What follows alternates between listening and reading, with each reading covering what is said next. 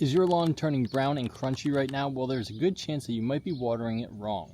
That there was actually a dog pee spot behind me. You can see my grass is staying pretty green. We're just getting into August here. We've been watering it correctly. So I'm going to teach you some ways to water your lawn, some equipment to use that's best for watering your lawn if you don't have an in-ground irrigation system. And if you stay to the end, I'll show you some products that I like to use to help manage the moisture within your grass. That way you can survive those long, hot months. Let's get into it. So this video is primarily for those who have cool season lawns: Kentucky bluegrass, perennial ryegrass, and tall fescue.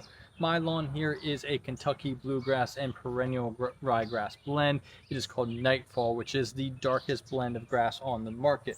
Throughout this video, you might see some spots within my lawn that seem to be browning out. That's most likely Poa annua, Poa triv, and some weeds that are getting choked out from this hot heat. What are some symptoms that you're going to see in your lawn as drought starts to approach your lawn? Is you're going to look at your grass blades and see if they're starting to needle, if they're starting to turn a little bit grayish, bluish, or if you're getting to the point where it's starting to turn brown like this. Well, it's probably going dormant, and I would not start watering at that point. Is there a right time and a wrong time to be watering your lawn? Most experts say that you want to water your lawn early mornings between the 4 to 9 a.m. During those hours, there's less wind, there's less risk for evaporation from the hot sun, and you're getting a chance for the water to get on the lawn, soak in, and then dry out throughout the day. People run into issues when they start watering in the evenings or at nighttime because the water is going to sit on the lawn. It's not going to get absorbed in, and that there is going to increase the risk of fungal activity, lawn fungus in your lawn, which then can kill it, can look unsightly, and most likely costing you money because you're going to put a fungicide down to try and bring your lawn back. So the next thing is, how much water should you be putting down and how often should you be watering? General rule of thumb for most literature has always said that you're going to want about 1 to 1.5 inches per week. So if you have an irrigation system, you can calibrate it to know exactly how much water you're putting down at a given time. If you have sprinklers, you can get a tuna can, you can get little rain gauges and set them out along your lawn. If in 15 minutes you're getting a half inch of water, then you know that you need to run that irrigation or that sprinkler head for 15 minutes to get half an inch. To get that 1 to 1.5, you just multiply it throughout the week. Once you calibrate your sprayer, you're going to want to water deep and infrequently, although there is some new literature saying that deep and infrequent isn't necessarily the right thing to do.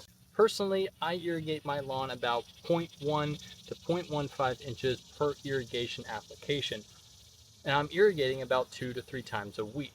So I am not watering necessarily deep and infrequent. I think the most practical advice is if your lawn looks good and you're watering about a half inch a week, then you can maintain it at about a half inch a week. If it starts to look like it's dying out, it's not fungus related, then you can up the amount of water you're putting down on your lawn and see if that seems to fix the problem. Most studies would say when you water less amounts each time, you're promoting shallower roots, but if you're giving it nitrogen, proper mowing and culture practices, your roots should go down nice and deep, and I haven't had an issue so far with that. Now let's get into some equipment that you can be using, whether it's an in-ground irrigation or an above-ground DIY job. This back here is the Irrigation system. Irrigation is a super smart technology, and basically it has a whole bunch of different streams, and they go at different lengths throughout the yard, and you can map it out to exactly where you want water to go and where you don't want water to go. So for instance, if I don't want to be watering my neighbor's crabgrass, then I have it going right along this border. If I don't want it to be going in the street or the driveway, you can map it out to not go in the street or driveway. These are a little bit pricey, but you are able to use less heads throughout your entire lawn. For this 2,000 square foot area, I only have 3 different heads to cover this entire area. And I just now noticed that my mic has not been on this whole time, so I'm sorry for the poor audio in the beginning. Hopefully this sounds a little bit better. Now my next option for irrigation and watering your lawn. This is probably my favorite tool of all. It's cheap, it's about $20. It comes on a sled and it's from Melnor. It's a Melnor XT impact sprinkler. The only issue I have is sometimes they do get stuck and you got to keep an eye on them. Otherwise, for when you're doing seeding projects or watering, these put down a lot of water in one setting. Hook up your hose to it. You can daisy chain another hose and have multiple sections as long as your water pressure allows for. Again, grab yourself some measuring cups like this one right here, and it shows you exactly how much water you're going to be getting.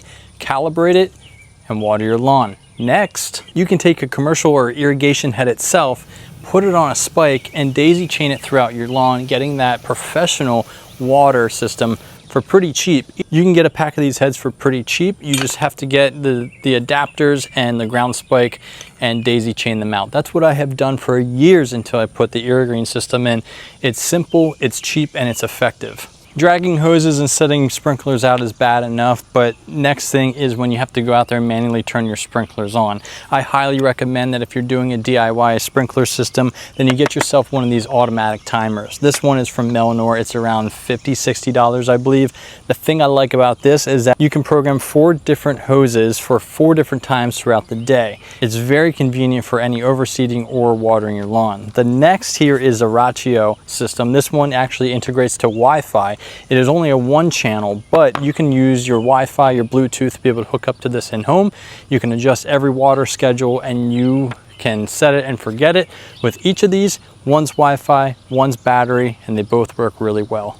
Now lastly is you're looking at your lawn and it's starting to go a little bit discolor and you want to go out and you want to throw down tons of nitrogen. I highly recommend you do not do that. I'm trying to fight the battle myself by wanting to make it greener, make it look better, and make it pop. Although more nitrogen can lead to increasing the effects of drought, and it also can stress out the turf a little bit quicker than just leaving it go. Also, if you're starting to fertilize more, then you're gonna have to start mowing more, and every time that you mow the lawn, it is stressing the lawn out. So if you are getting these hot, humid days, I suggest that you try and mow early mornings or in the evenings. Make sure your blades are sharp and you're not breaking that 1/3 rule. The 1/3 rule means that you're taking off more than 1/3 of that grass blade. So mow more frequently. If it's super hot, just stay off and enjoy a shaggy lawn. As mentioned earlier in the video is that there's also some products you can get to put down on your lawn to help manage the moisture. This one's literally called Moisture Manager. It's from Site One or Let's Go. You apply to your hose end, so it's a hose end sprayer option, and one of these, and you're gonna do about 9 ounces per 1,000. Key with this is that when you apply this, you wanna make sure your lawn's not already dormant. You wanna make sure that you are watering this in as the label says. Most of these moisture management products all require the same requirements as far as don't apply when it's drought, make sure you water them in. These are pretty cheap. They are effective for the most point. It's up to you whether you wanna apply to your lawn or not. So a recap of all that information I just threw at you, we want to make sure we're watering early mornings. Per most recommendations, it's watering your lawn 1 to 1.5 inches a week. Make sure you calibrate your sprayer. Make sure you calibrate your irrigation system, whether it's a tuna can challenge where you're measuring it in a tuna can or those nifty little measuring cups. Deep and infrequent is what literature has always said. Some studies are saying that it's not necessarily the case. I water as much as I need to show that the lawn is looking green, it's staying healthy and thriving. And as always, follow good cultural practices. Don't mow in the middle of the day. Try and aim for the early mornings or evenings to mow. Make sure you're not scalping the lawn. You're not breaking that 1/3 rule. And it is just grass. So if it does go dormant and you don't want to go chasing it around, then go ahead and let it go dormant. Fall's just around the corner and you can plant some good grass seed, maybe some better grass seed than what you have that's more drought tolerant. If you think this video helped you at all, give it a thumbs up. Give me a big old subscribe to help this channel grow. If you have any questions or topics that you want me to hit, make sure you drop a comment below. It's hot out here. I'm gonna go take a shower now, and I'll catch you guys in the next video.